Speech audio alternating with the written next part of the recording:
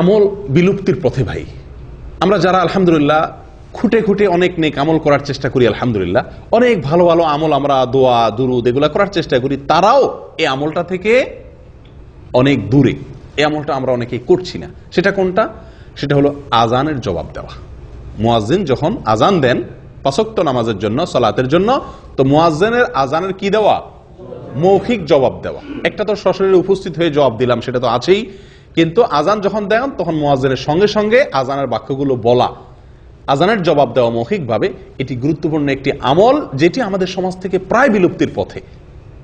এই আমলটা পুরুষ মহিলা সবাই করতে পারেন, কথা বুঝে আসছে? এবং এটার জন্য ওযুর কিছুর প্রয়োজন হয় না।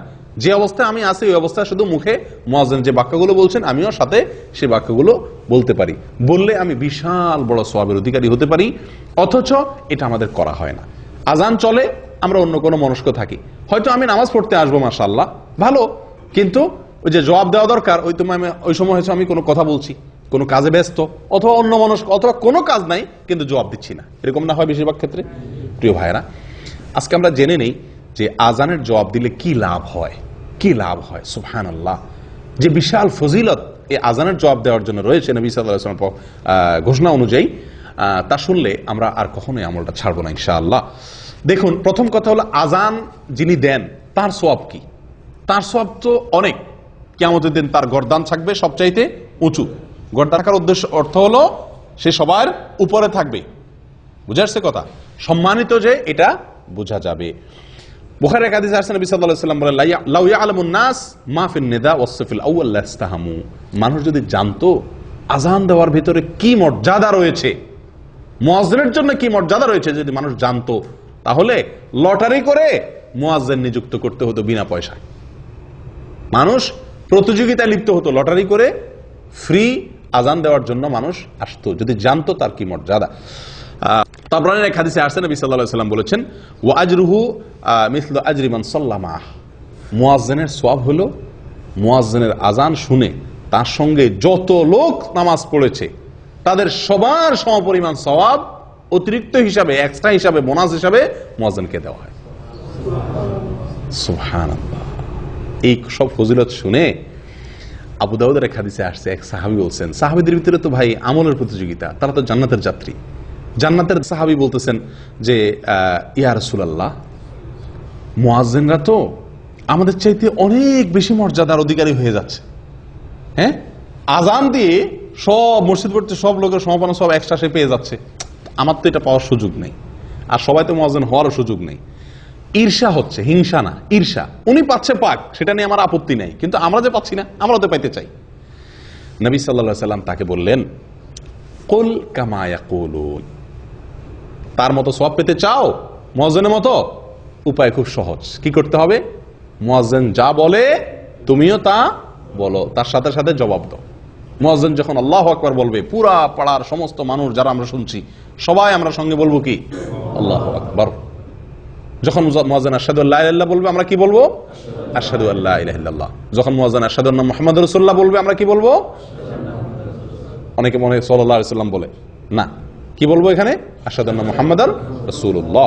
স্বয়ং নবী সাল্লাল্লাহু আলাইহি ওয়াসাল্লাম এইভাবে শিক্ষা দিয়েছেন এবং সহিহ মুসলিমে আছে, ইযা ক্বালা আশহাদু আন্না মুহাম্মাদার রাসূলুল্লাহ ক্বাল আশহাদু আন্না মুহাম্মাদার রাসূলুল্লাহ। সহিহ মুসলিমের হাদিস। অর্থাৎ মুয়াজ্জিন যখন আশহাদু আন্না মুহাম্মাদার রাসূলুল্লাহ বলবে, এখানে সাল্লাল্লাহু আলাইহি ওয়াসাল্লাম না বলে হুবহু ওইটাই বলতে হবে, আশহাদু আন্না মুহাম্মাদার রাসূলুল্লাহ। দুরূদ পড়লে আপনি শেষে পড়বেন।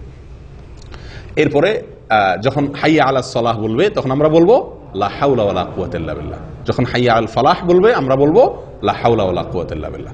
আল্লাহু আকবার বলবে, আল্লাহু আকবার বলবো, লা ইলাহা ইল্লাল্লাহ বলবে, আমরাও লা ইলাহা ইল্লাল্লাহ বলবো। এই যে মুয়াজ্জিনের সাথে সাথে আজান এর বাক্যগুলো বলা, জবাব দেওয়া, সঙ্গে সঙ্গে মুয়াজ্জিন বলবেন, আমরা বললাম, তিনি বললেন আল্লাহু আকবার, তারপরে আর কি, সঙ্গে সঙ্গে বলতে তার পরপর। এটা বললে মুয়াজ্জিন যে পরিমাণ সওয়াব পাবেন, আপনিও সেই পরিমাণ সওয়াব পাবেন। এখন একটু চিন্তা করে দেখুন, হারামের মুয়াজ্জিন, মক্কার হারামের মুয়াজ্জিন আজান দিচ্ছেন, আর আপনি সে আজানের কি দিচ্ছেন? জবাব দিচ্ছেন। তিনি আল্লাহু আকবার বলছেন, বলে শেষ করছেন, আপনি আল্লাহু আকবার বলছেন। তার আজান শুনে কত হাজার হাজার মানুষ নামাজ পড়তে আসবে হারামে। তাদের নামাজের কি মান, কি কোয়ালিটি, কত ভালো মানুষ তার ভিতরে থাকবেন। এই সবাই সমপরিমাণ সালাতের এক্সট্রা সওয়াব আপনি পেয়ে যাবেন, শুধুমাত্র জবাব দিবেন। কত সময় আমরা রেডিওতে, টেলিভিশনে সরাসরি আজান, লাইভ আজান শুনি, কিন্তু বোবার মতো বসে থাকি, জবাব দেই না। ঠিক না ভাই? এই আমলটা করবো তো ইনশাআল্লাহ। মুয়াজ্জিন আজান দিয়ে যে সওয়াব পাচ্ছেন, আপনি আজান না দিয়ে ইনশাআল্লাহ বিদিনা সেরকম সওয়াব পাবেন। বলে তাহলে আর মুয়াজ্জিন হওয়ার দরকার কি? না ভাই, মুয়াজ্জিনের যে কষ্ট, একেবারে হুবহু তার যে মর্যাদা, সেটা তো আপনি পাবেন না। সওয়াবের পরিমাণ হয়তো সেটা হবে, কথা বুঝে আসছে? মর্যাদা হুবহু সেটা হবে না। আপেলের চাইতে টমেটো বা এরকম আরো অনেক কম দামা জিনিস, এগুলো দেখা যায় ভিটামিন বেশি থাকে, কিন্তু ভিটামিন বেশি থাকলে কি দাম সমান হবে? স্বাদটা একরকম হবে না। এই জন্য যিনি আজান দিচ্ছেন তার মর্যাদা তো আল্লাহ সুবহানাহু ওয়া তাআলার কাছে অনেক বেশি, কিন্তু তার সমপরিমাণ সওয়াবটা অন্তত আমি ভাগ বসাইতে পারলাম। কি করলে? আজানের জবাব দিলে। দেব তো ইনশাআল্লাহ। এই আমলটা ভাই বিদায় হয়ে গেছে। ওয়াল্লাহি আমরা বেশিরভাগ মানুষ আজান হয় কিন্তু খেয়াল করা হয় না। করবেন তো ইনশাআল্লাহ আজ থেকে। আল্লাহ আমাদের সকলকে তৌফিক দান করেন। জাযাকুমুল্লাহ ওয়া আখিরু দাওয়ানা আলহামদুলিল্লাহি রাব্বিল আলামিন।